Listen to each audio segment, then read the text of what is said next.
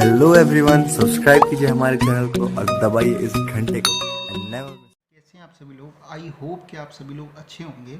अब हम जो टॉपिक करने वाले हैं वो करने वाले हैं फंक्शन ऑफ सेंट्रल बैंक।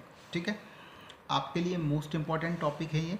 ठीक है, आपके बोर्ड के एग्जामिनेशन पॉइंट ऑफ व्यू से ये एक इम्पॉर्टेंट क्वेश्चन है। देखते हैं यहाँ पर।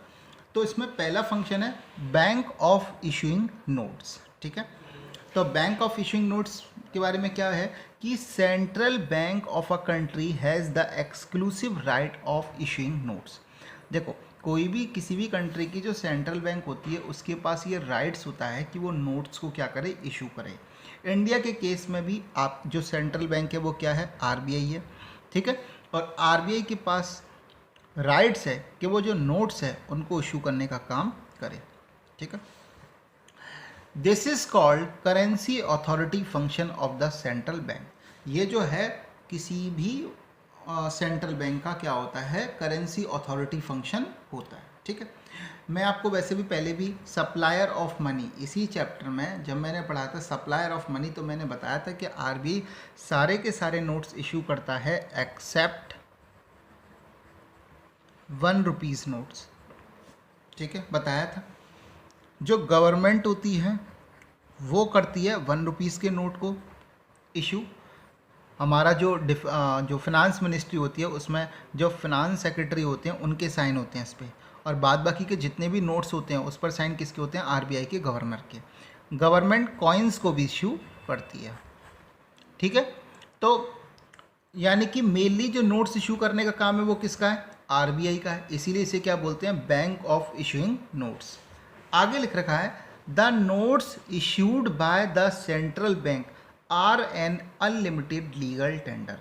जो सेंट्रल बैंक के द्वारा जो नोट को इशू किया जाता है, ये जो नोट जो होते हैं ये कैसे होते हैं, unlimited legal tender. Unlimited legal tender का मतलब होता है कि आप कोई भी किसी को भी पैसे, मतलब कोई भी आप किसी को भी पैसे दे रहे हो या ले रहे हो, सपोज करो किसी को आपको 2 लाख रुपीज़ देने हैं तो आप नोट्स के रूप में उसे दे सकते हो। ठीक है, मतलब कितनी भी अमाउंट में आप नोट जो है वो दे सकते हो।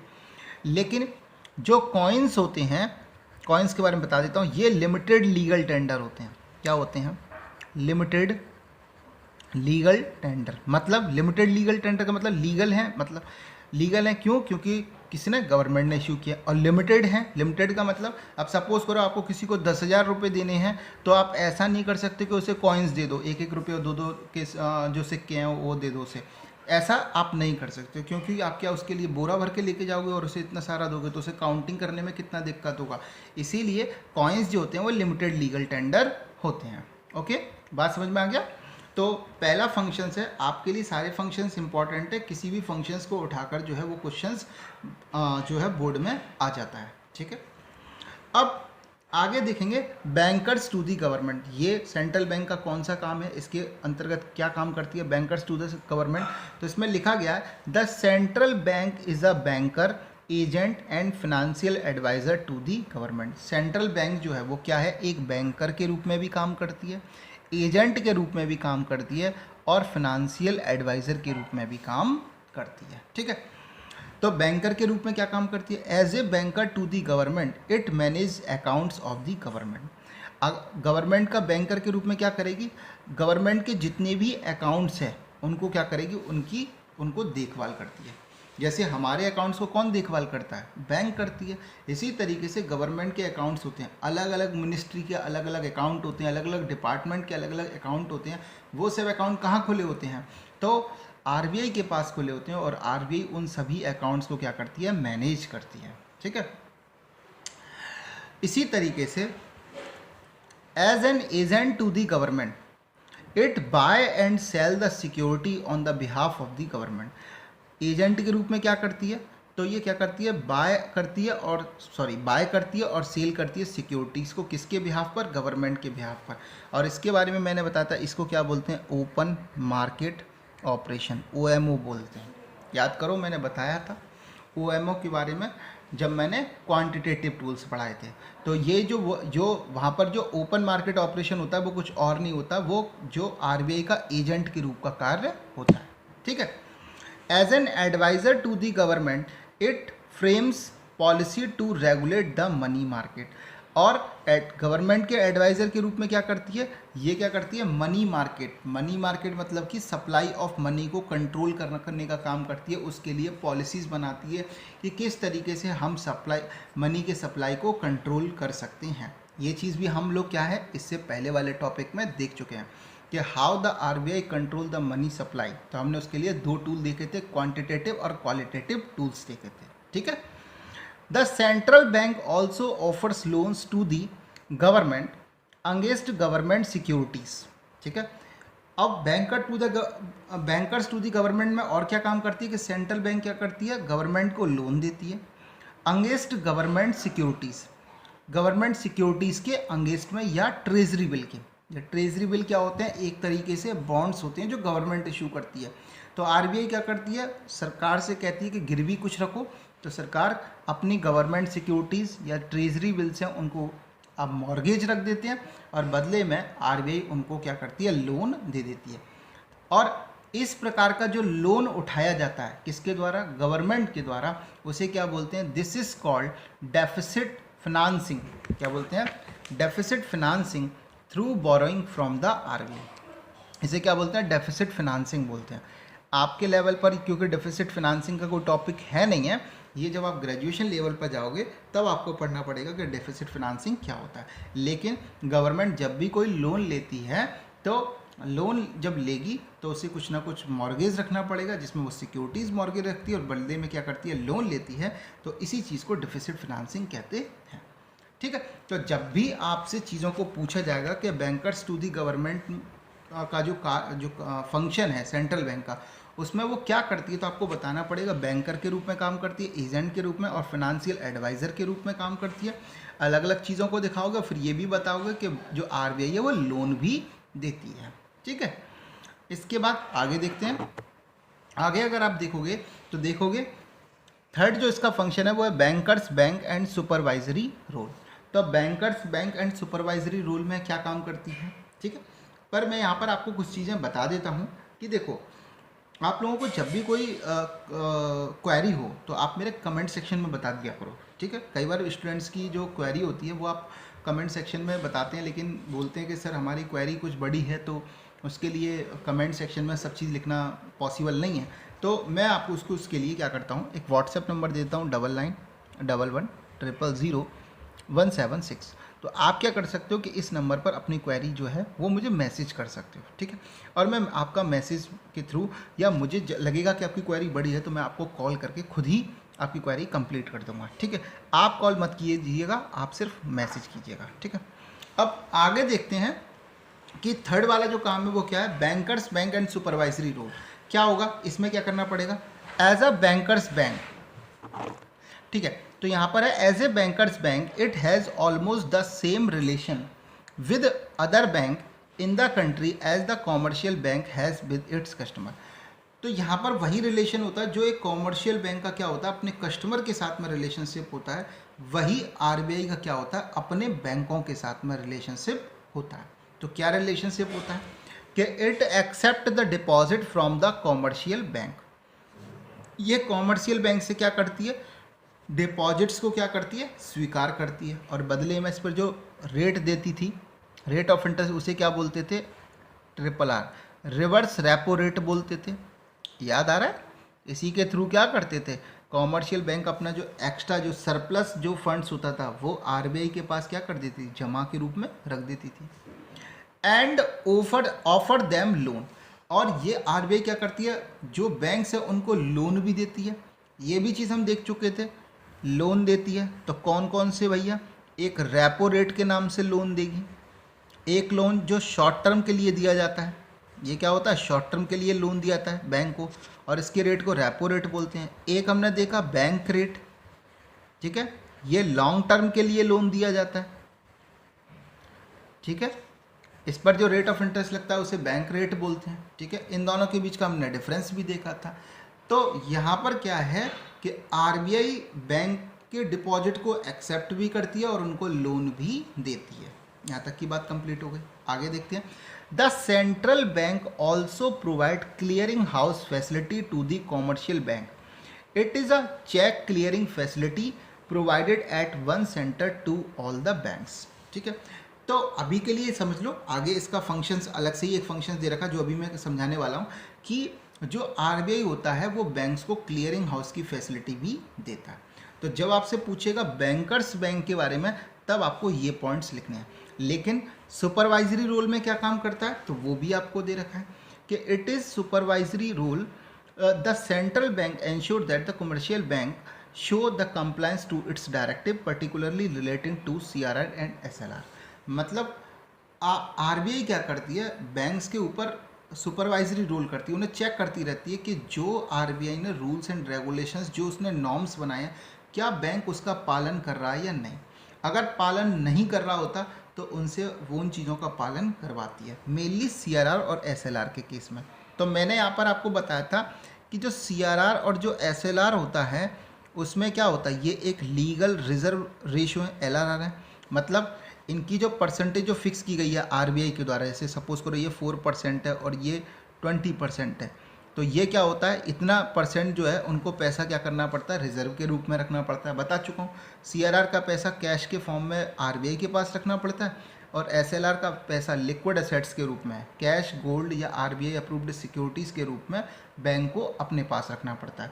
तो जैसे ये नॉर्म्स बना दिए हैं, तो अगर इन नॉर्म्स का अगर बैंक पालन नहीं करेगा तो फिर आरबीआई क्या करता है, उनके ऊपर पनिश करता है। ठीक है, और इन चीज़ों को तो यहीं पर क्या है, इनका सुपरवाइजरी रोल है, चेक करना कि कौन सा बैंक आपके रूल्स को फॉलो कर रहा है और कौन सा बैंक रूल को फॉलो नहीं कर रहा है।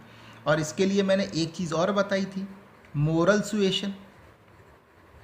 इसमें क्या करता है, इसमें भाई अपने क्या करता है, मोरल सुएशन, ये बता चुका हूँ। मोरल सुएशन में क्या करेगा, अपने ही जो दिशा निर्देश हैं, अपने जो रूल्स हैं उनको फॉलो करवाता है। और मोरल सुएशन के केस में कैसे रूल फॉलो कराता है ये भी आप देख चुके हो। 3P का कॉन्सेप्ट दिया था मैंने यहाँ पर, क्या बताया था, परसुएशन बताया था, फिर प्रेशर बताया था और फिर क्या बताया था, पनिशमेंट बताया था।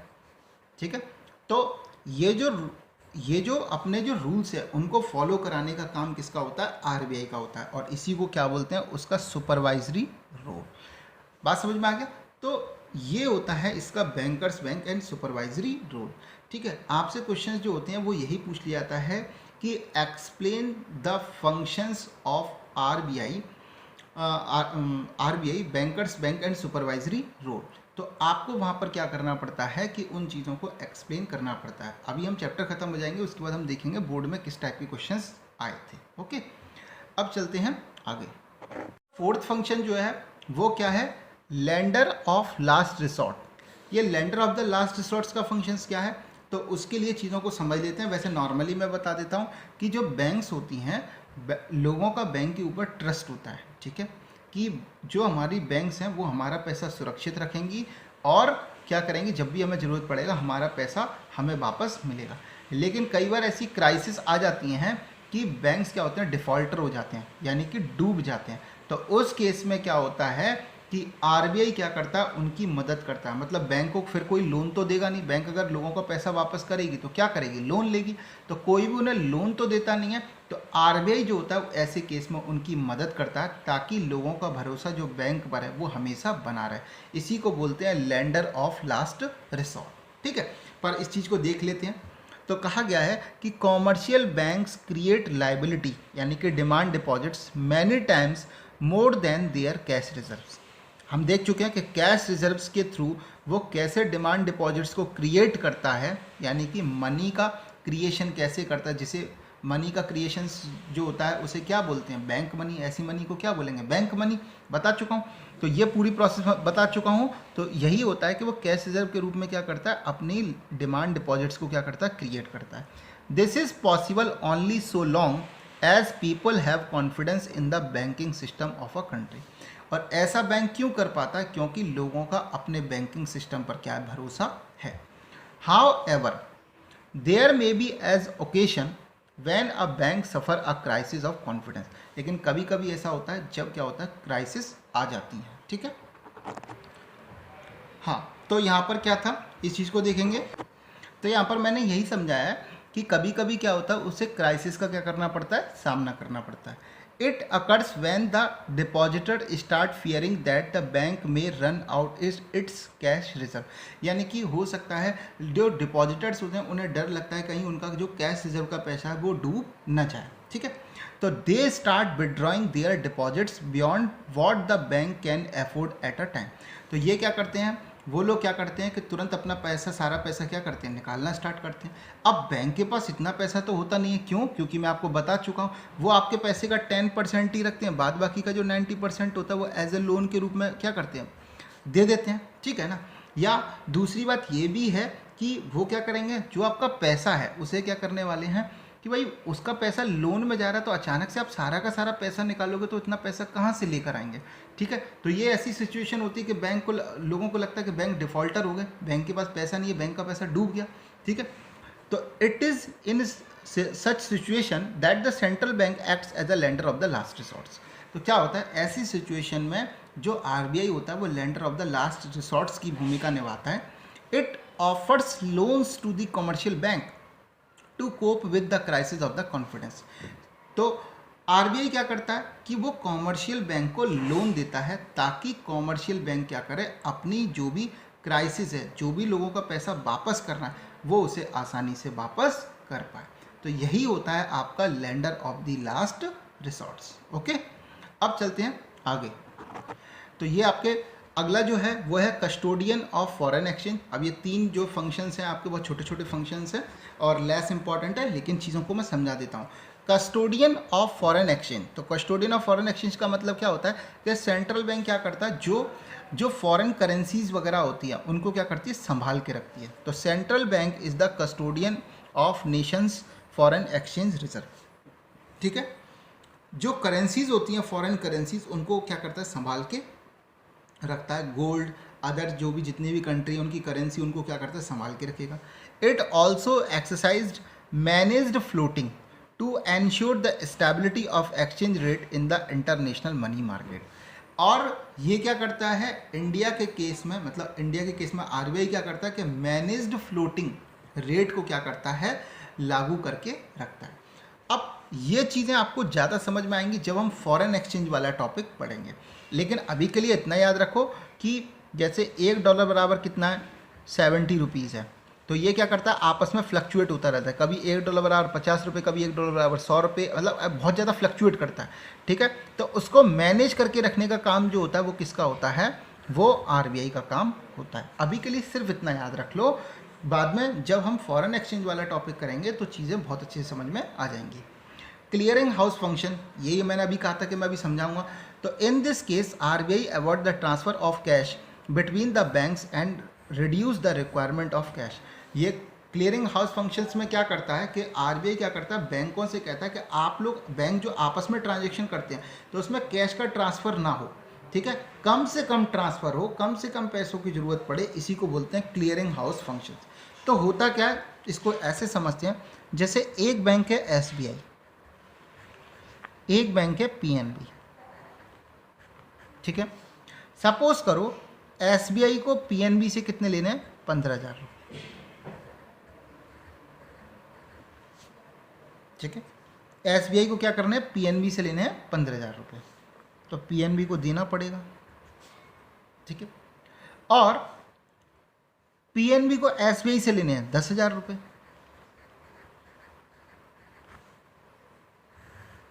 ठीक है। क्योंकि भाई आपस में एक दूसरे बैंक के चेक आपस में डलते रहते हैं। जैसे आप मेरी कोचिंग में पढ़ने आओगे तो आपने मेरे को फीस चेक में दी, अब मैं पीएनबी में मेरा खाता है, आपका एसबीआई में है, तो आपकी एसबीआई से पैसे कहाँ आएंगे, मेरे पीएनबी में आएंगे, ठीक है। या कभी मेरे को आपको पैसे देने पड़ गए तो मेरा पीएनबी से पैसे कहाँ जाएंगे, आपके एसबीआई में जाएंगे। तो क्या होता है, ट्रांजेक्शन होती रहती है, ठीक है। तो अब ऐसे केस में क्या होगा, क्लियरिंग हाउस फैसिलिटी क्या होती है, उसमें होता है, पहले क्या होता था कि पीएनबी पहले इन्हें 15,000 देगा और एसबीआई इनको क्या करेगा, 10,000 देगा, ठीक है, ये होता था। अब क्या है, उस फैसिलिटी में पूरे दिन का ट्रांजैक्शन पहले देख लेते हैं कि भाई किसको कितना नॉर्मली पैसा देना है। तो लास्ट में मालूम पड़ा कि जी पीएनबी को एसबीआई को 15,000 देने और एसबीआई को पीएनबी को 10,000 देना। तो वो क्या करते हैं, भाई कुछ मत करो, इन सब के बदले में एक काम करो, और वो ये कि अब जो 5,000 रुपये हैं वो पीएनबी एसबीआई को दे देगा और मामला क्या हो जाएगा, सेटल हो जाएगा, सिंपल, ठीक है। क्यों? क्योंकि भाई पीएनबी को 15,000 देने थे और लेने कितने थे? 10,000। तो पीएनबी ने 5,000 देके पूरा जो ट्रांजेक्शन है उसे क्या कर दिया? सॉल्व कर लिया। ठीक है, तो इसी को क्या बोलते हैं? Clearing house facility. ठीक है, और लास्ट फंक्शन आता है कंट्रोल ऑफ क्रेडिट। तो आरबीआई का मेन काम होता है कंट्रोल ऑफ क्रेडिट करने का काम। ये मैं आपको पूरा का पूरा टॉपिक ही बता चुका हूँ कि मनी को कंट्रोल किस तरीके से करता है। उसके बाद 2 टूल्स होते हैं, क्वालिटेटिव और क्वांटिटेटिव टूल्स होते हैं, और उनमें भी मैं आपको चीज़ें बता चुका हूँ किस तरीके से मनी के सप्लाई को कंट्रोल किया जाता है। ठीक है, तो इस तरीके से ये इसके 7 फंक्शंस हैं जो आरबीआई क्या करता है, नॉर्मली अपने काम करता है। ठीक है, आपके लिए टॉपिक बहुत ही ज़्यादा इम्पॉर्टेंट है। फिर भी अगर आपकी सपोज़ करो कोई क्वेरी है तो आप कमेंट सेक्शन में बता सकते हैं, या फिर मेरा व्हाट्सएप नंबर है 9911000176। इस नंबर पर भी आप क्या कर सकते हैं, मुझे मैसेज करके, ये मेरा व्हाट्सएप नंबर है, ओनली मैसेज करना व्हाट्सएप। तो जब मैसेज करोगे तो मैं आपको उस क्वेरी को दूर कर दूँगा। ठीक है, तो आई होप कि आपको मेरी वीडियो पसंद आई होगी। अगर मेरी वीडियो पसंद आई है तो मेरे चैनल को सब्सक्राइब करो, बेल आइकन का बटन प्रेस करो, लाइक करो, और मेरी वीडियो कैसी लगी प्लीज़ कमेंट सेक्शन में बताओ। ठीक है, थैंक यू।